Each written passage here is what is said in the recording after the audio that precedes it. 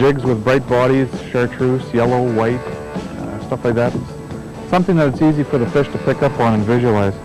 You know, fish really seem to like the whites and the chartreuses, don't they? Yes, they do. They've had real good lucks with the bright colors. That's a nice fish. Yeah. It'd be a big bait for any walleye in this lake.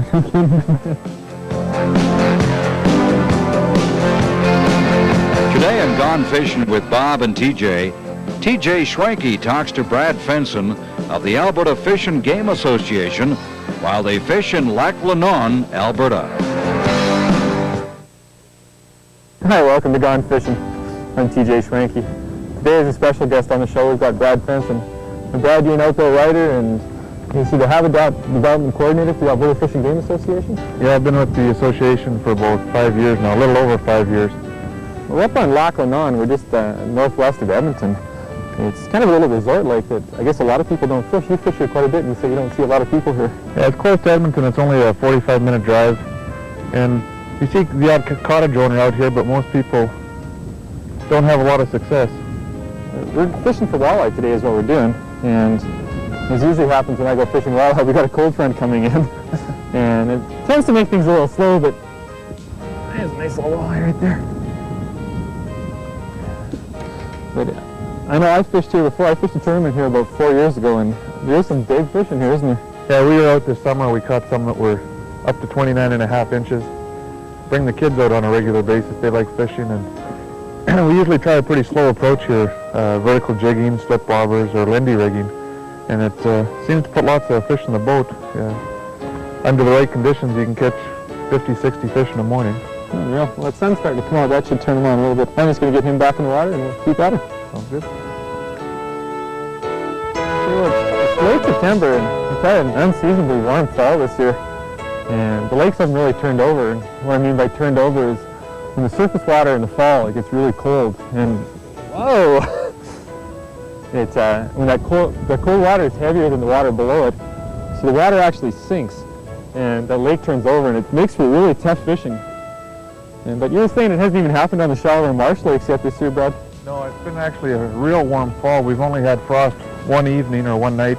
It was only -2, and we've still been getting daytime temperatures in the mid-20s, low 20s, so we're well above seasonal normal.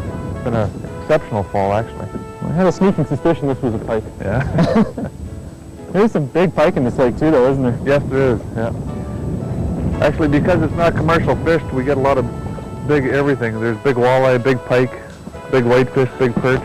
So we're kind of going to have to do some searching for the fish today. I imagine they're going to be holding probably on the more traditional summer patterns still. Yeah, Lac La Nonne is kind of unique. It's got a lot of interesting lake structure, a lot of drop-offs, sunken islands, little rock humps, and you can locate them pretty easily with your fish finder, and those are the areas to really key in on. There's always fish holding in those areas. We're right on the edge of a drop-off here where it falls onto a mud flat, and it seems to be one of the favorite spots for walleye in the lake. They're here spring, summer, fall. Even for an ice fishing spot, it's one of the best in the lake. Now with the cold front here we got today, we got a fairly strong east wind. I think we're really slowing down our presentation, which is typical with walleye fishing. When a cold front blows in, you really want to slow things down, keep things as natural as possible. Right now we're just fishing really light jigs. I'm using an 1/8 ounce jig, and yeah, I'm using just a marabou 1/8 ounce jig with a leech. And just working those real slow, just popping them off the bottom and giving those walleye every opportunity to eat them. It's going to take some working today to catch fish, but I think we can do it. Yeah, this lake is generally a slow presentation works better. vertical jigging, slip bobbing, lindy rigging. That seems to be the key to success on this lake. Maybe we'll get into one of those legendary big ones from here. You never know. It looks like a little better fish, Brad. It could be. He hit a little better. He picked it up pretty quick. I went to a power teaser, a white power teaser. I thought it might be a little bit easier for them to pick up in the dark water today. It's unreal, the amount of algae in here for this late in the year. Usually the water's really cleaned up. Yeah, it's kind of dangerous actually. Little pike. Yeah, pike. That's how you end up getting winter kill. That algae, if you get ice cover on it, will use up a lot of oxygen to decompose. Well, the sun's kind of coming out here a little bit. Hopefully that'll trigger these fish. Help us out a little bit, perhaps. Yeah, he's got you all wrapped up there. Pike will have to roll in the line, don't they? Yes. You come up here with your kids quite a bit then, Brad? Yeah, we bring the kids out here quite often, especially spring and summer. Nice healthy fish. Normally the walleye fishing's pretty hot here. It can bring the kids out and they can each get into a dozen or 20 fish each, which is real good for anyone. Oh, that's good. You're saying slip bobbers work really good here? Yeah, slip bobbers, and especially when there's a boat full of people, especially kids, slip bobbers are a pretty safe bet, you know. Yeah. You can have 4 or 5 people fishing. And oh, it's so much fun. yeah. And the visual advantage too. When walleye are real finicky like they are today, quite often it's hard to feel that bite. They're barely picking it up, but just hold it and let go. And the kids, that's where they can see the bobbers go down. It's easy for them to get onto fish. I'm going to take my coat off here. It's starting to warm up. Yeah, I'm going to dig in the bucket there and get another dew worm out. I just switched to this Lindy rig. I thought I'd slow down the presentation a little bit. Lindy rig's pretty much of a classic for these cold front walleye. This isn't a walleye, it's kind of got a long nose for that, but they do work equally well for pike. It's just a sliding weight system. Most people think walleye bite a bait, but they don't. They actually come up beside it, or behind it, and inhale a volume of water and then expel the water through their gills and keep the bait in their mouth. So when you feel that familiar tap you get with walleye, that's when they're sucking on the bait. And with the Lindy rig, you can feed line to them, and it just makes it that much easier for them to inhale. That weight here is not actually attached to the line at all. It slides freely on there. So what happens when you let the line go, it just slides through there, and that walleye can inhale really easily. And these cold front walleye, and even the pike, I mean, I fed that one pretty good. He's just lip hooked. They're not biting very hard. It's very tentative the way they're taking. So the longer you can give them to take it, the better the chance of hooking them. And this way they feel no resistance. Whereas if you're using a jig or something like that, you can get away with dropping your rod tip to them, but if you try and feed them too much line, they'll feel the weight and actually drop it. So that's just a good tip when the fish are turned off, is go to something a little more, natural like that. Whoops. Pike are so slippery. When you're fishing a Lindy rig, how do you decide how long a schnell you want in front of your weight? Like here you got about 20 inches. Yeah, a lot of people say if the fish are really turned off, go to a longer snell. And I think that's true on lakes where there's a lot of fishing pressure. Yeah. Well, I've found if there's not a lot of pressure on a lake, keep those snells as short as possible. And I think the walleye are really tight to the bottom today. Right. And I want to keep that as close to the bottom. And the shorter the snell, of course, the more control you got and the less chance you have of losing a fish. But if you're on a heavily fished lake, I think it is advantageous to, maybe go to a 5 or 6 or, I've even gone as long as 8 or 9 foot snells. Right. But that's probably pretty average length for me. And you don't use a float on there at all, you just use a bead? Well, when the fish are really negative like this and they're close to the bottom, yeah. I like to keep my offering as close to the bottom. If we start marking them on the graph a foot or two off the bottom, then for sure we'll use a float. Or a floating jig head or some other something like that. form. Now, walleye in Alberta are definitely in trouble in some of the lakes. The populations have really declined, and other lakes are doing quite well, but I'm sure with your work with the Alberta Fish and Game Association, Brad, you're really involved in that? Yeah, we do a variety of things, actually. My job is actually to coordinate the volunteer effort from club members across Alberta to do wildlife and fisheries projects. We worked on a number of walleye projects across the province in different lakes, such as Sturgeon Lake. The Valley View Fish and Game worked up there to tag a bunch of fish and find out where they're moving in the lake and where the main populations were, and to see what percentage of the population anglers were actually taking out of the lake. I know with budget constraints and everything in the government right now, it's getting really tough for for them to pay for the man hours to do things like that. And I'm sure, clubs like yours helping out really gives them a lot of valuable help and information. Yeah, the volunteer effort is really hard to put a dollar value on. A lot of the volunteers really appreciate the opportunity just to get out and have a hands-on opportunity to deal with the resource. Get out and tag some fish and measure them and see what the biologists and stuff are doing with the fish and find out why they're working with them. Now, I know there's a lot of controversy with walleye right now. There's been a lot written lately, and a lot of it's been, I think, fairly untrue.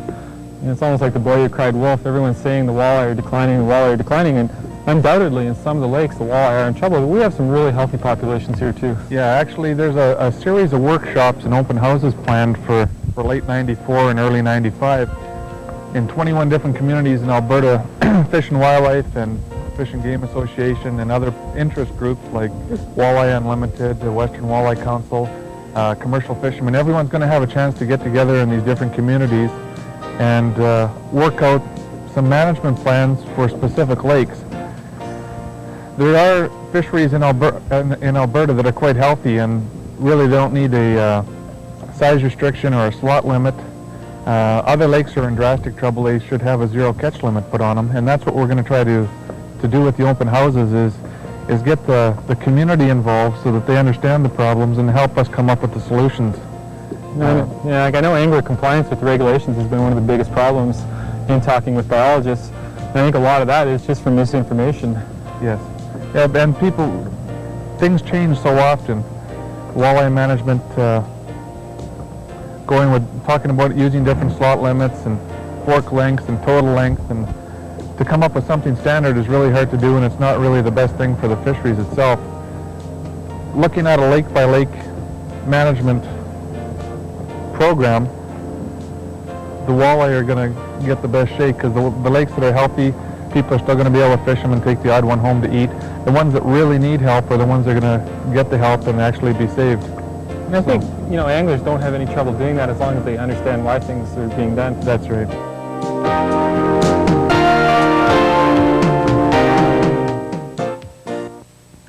Tournaments become a real scapegoat, I know, for all the walleye problems in Alberta. And as a tournament angler, I'm sure I have a little different perspective maybe than some other people do. But I think people have taken and blamed tournaments for all the declining walleye populations in Alberta. And I don't really think that's true by any means. No, we don't either. And actually, it's a combination of everything. And that's why in the workshops and the open houses, we've invited all the interest groups, whether it's tournament anglers, recreational anglers, commercial fishermen, local chambers of commerce who also have an interest in local fisheries and fisheries populations. Everyone's going to be there, and everyone's going to get a chance to have their input as to what should be done with the fishery. I think that's great. I know tournaments, especially the Golden Walleye Classic probably in Alberta, because it's such a high-profile event, has really come under fire. And no doubt there is some mortality there. And nobody denies the fact that fish do die at tournaments, but as long as that mortality can be controlled, and I think that tournaments have to be held on lakes that can withstand some mortality. And I think up till now it's been done that. And I think that's why a lot of people are having trouble with some of the things the government are saying in the new regulations. Here they have a large commercial harvest on Lesser Slave Lake, yet they're, blaming the death of 100 or so fish at a tournament on the decline of all the walleye in the lake. Right. Well, it's what we talked about earlier as well. Some lakes have a healthy enough population to withstand tournament fishing and commercial fishing and the rest of it, and that's what has to be determined in these open houses, is which water bodies can effectively support that type of use. And there definitely are water bodies left in Alberta that can support tournament fishing and commercial fishing, but there are also some that can't even withstand any pressure, not recreationally, tournaments, whatever. They're going to have to be shut down, and like we mentioned earlier, getting the public involved in it helps them understand that, and hopefully we'll get better compliance.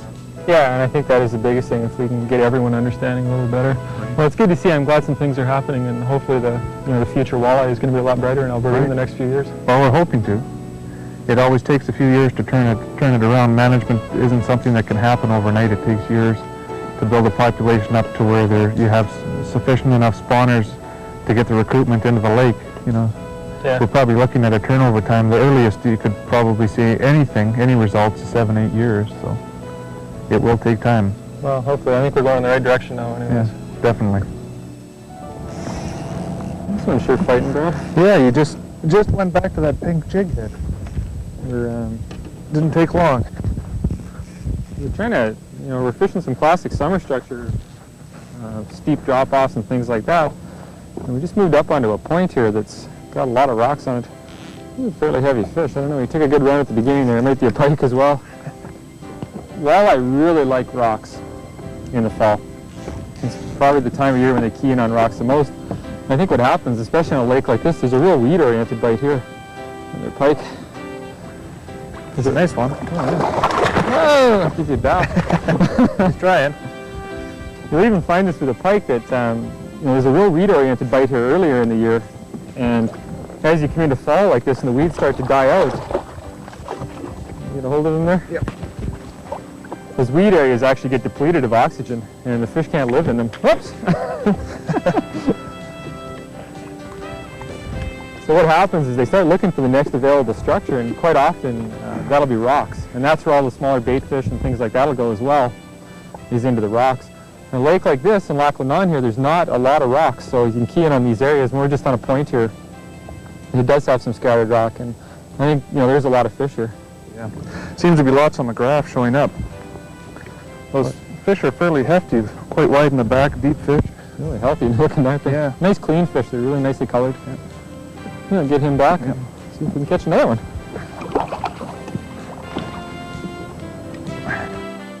It's funny how these pike are so turned on today. It's quite often in a cold front like this, you almost have to turn to something smaller to catch their attention. Oh, there's one right there. I don't know what that is. People always think of pike, well, that's a heavy fish too. People always think of pike as, feeding on big things like spoons and spinners and crankbaits, but quite often, the way it works out is in cold fronts like this, you actually have to go to something quite small. And that's what we're using here is, just 1/8-ounce jigs with a worm on them. And I think for, walleye, or for pike, that is a pretty small offering. Do you think color makes a big difference? I'm not totally convinced that it does. I'd like to say it doesn't make any difference, but I have my favorites like everyone else does. This water's got a lot of algae in it, and this jig I'm using is pink and glow. And I'm a real believer in glow, especially when the water's a little bit dirty like this. Just a small pike. Yeah. Boy, I just love hooking them too. Like these pike aren't taking very hard. Well, that's one thing to say for sharp hooks. There we go. Stick him back in. Now I'm just using, it's a Northline Fireball jig, and it's a very short shank jig. And I choose my jigs by the style I'm fishing. When you're dragging jigs like we are, we're just slowly moving along here and dragging jigs. I like the shorter shank jigs. They're a little more compact, they're easier for the fish to inhale. And once they get them in their mouth, it's really hard for them to spit because they don't have any leverage in the shank. When you're vertical jigging, you have to go to a longer shank jig because when you're lifting up, especially when you do a hook set, that point of the hook will actually drop down just for a second when you go to set. And with these short shank jigs, it'll actually pop right out of their mouth. So with the longer shank, it'll stay in there. So that's basically how I select my jigs. As far as color goes, if you look at my box, you'll see about 100 pink and glow and 100 blue and glow. Yeah. And they say, I'd like to say it doesn't make any difference, but I think like all fishermen, we have our favorites. Yeah, I went with a little power teaser, a white one, just for a little more visibility because the water's so dark today. They got that marabou tail and it pulses a bit in the water. I think that's part of the reason why they gave him the name Power Teaser. Quite effective. Little dew worm on there. Well, that's fighting a little more like a walleye, Brad. Yeah, he's pounding down. Pike usually got one big run in, and this one hasn't done that yet. He's just going to hung below the boat. Keeps pulling. Oh, there he is. Steady pull. Yeah, Brad. Okay. Boy, it looks like he really swallowed that. It was a pretty subtle bite again. It wasn't anything real hard. He just picked it up and just a real subtle. He ate the whole thing. He's a healthy little fish.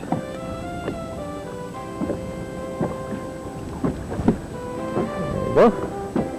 Oh, there's a golden here, aren't there? Yeah. You were writing a book on walleye, weren't you? Yeah, actually I have been. How's it coming along?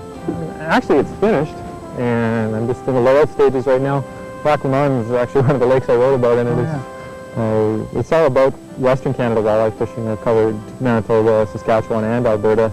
There's a lot of how-to. That's about the first 16 chapters are all how-to, and then there's a chapter about tournaments throughout Western Canada, and then a whole long section about some of the better lakes. And a lot of lakes like this that maybe aren't so well known and so popular. Just I guess hopefully my idea with it was to take walleye anglers right from beginner to expert and hopefully teach them all a little bit and give them some ideas of where to go catch walleye. Sounds like a good idea. I'll be looking for it. Oh, good. I'll make sure you get a copy.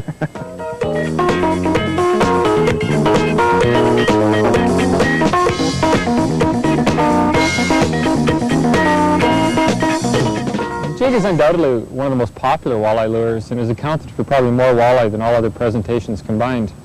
It's very simple to fish as well. Unfortunately, I think most anglers are fishing it improperly, and that starts right with the selection of your jig. And if you'd ask the average angler, how do you select your jigs, I'm sure the most common answer would be by color. And I would rate color as the least important variable. We all have our favorites, there's no doubt about that, and I'm no different. But choose color as your last variable when choosing a jig. The first thing to start with is the length of the hook. And jigs come in two distinct sizes. There's a very short shank, and this Northland Fireball is a classic example of that. And the other is the standard long shank jig. I like to use these shorter shank jigs like the Fireball when I'm either casting, trolling, or slow drifting with jigs. And the reason for that is we've got the very short shank, so as you're pulling them along and the walleye comes up behind it to inhale it, it's a very compact package and it goes in his mouth easily. And once it's in there, it's very hard for him to rid himself of the hook. There's no leverage. With the longer shank jigs, when you're dragging them, he's got to inhale more of it. Plus with that long shank, he can actually use that as leverage to get rid of it. Now what happens when you're vertical jigging though, when it's going up and down, when you go to do that hook set, that tip of the hook drops momentarily when you go to set the hook. And if the shank of the hook is too short, you're going to end up popping it right out of his mouth. So that's the first thing you want to do when you're choosing a jig, is start with the shank length. The second thing is weight of the head. And I think most people are guilty of using way too heavy jigs. I fish 16th ounce and 8th ounce jigs the majority of the time. My kind of rule of thumb is for every 10 feet of water you're fishing, use a 16th ounce. So if you're fishing between 10 and 20 feet, you're going to want to use an 8th ounce. Over 10, you might want to go up to a quarter, or over 20, you might want to go up to a quarter ounce.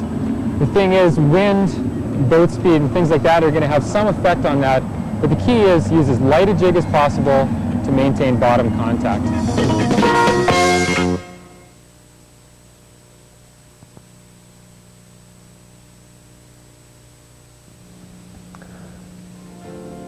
Well, Brad, it looks like the fish did it to us today, or at least the weather did. Yeah, cold front conditions, it's pretty well the toughest walleye fishing there is.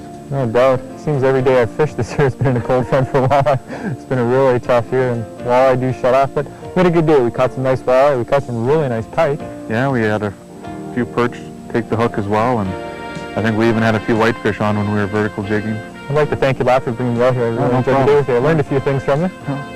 I always open to learning too, and it's always a good day just being out on the water. So. Okay. I'd like to encourage everyone to make sure you get out and get involved with your local Fish and Game Association or your Wildlife Federation. They do a lot of good work. I know you guys are doing a lot of good things in this province. Make sure you join us next time on Gone Fishing.